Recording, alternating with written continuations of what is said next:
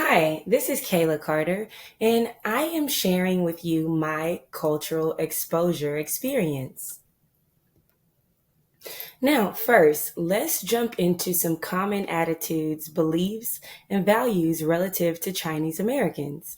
I actually had an interesting or maybe unusual event involving me and some Chinese friends, which was unexpected. But it led these friends to express very strong appreciation, admiration, and even fascination with me.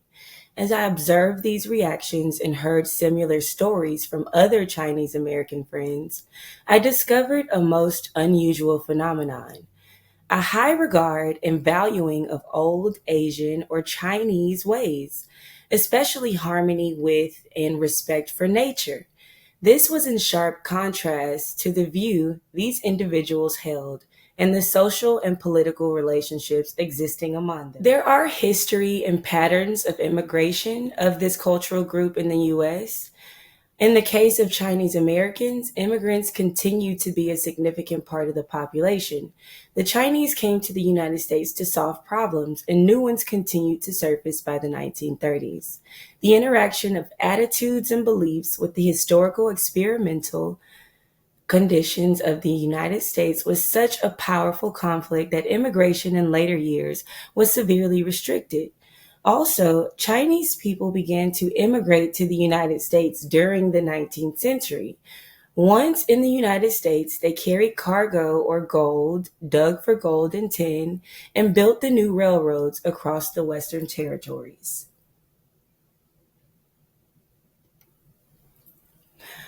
Now, there is a historical oppression, a sense of oppression with Chinese Americans.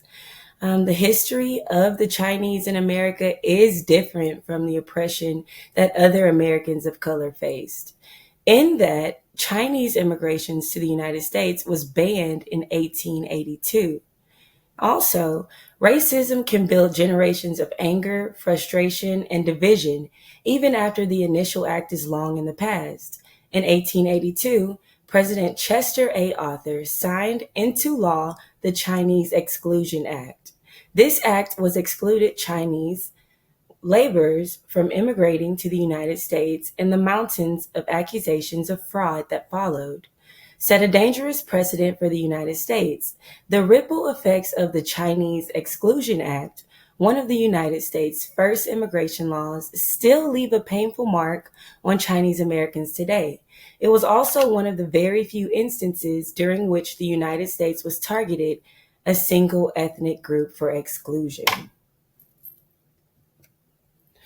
Now, a summary of the event. Well, first off, I originally planned to attend a church that's closer to my home, a Chinese church, and it's called the Houston Chinese Church. But I ultimately chose the West Houston Christian Church. And so when I entered the building, I was greeted and welcomed by ushers, and the worship service started at 11 a.m. I was able to choose where I sat in the sanctuary, so I decided to sit in the middle of the congregation. The service began with the call to worship, and it was followed by a concert style praise and worship, which I seemed to appreciate. The service was only 1 hour long, however, the members of the church were very respectful to me.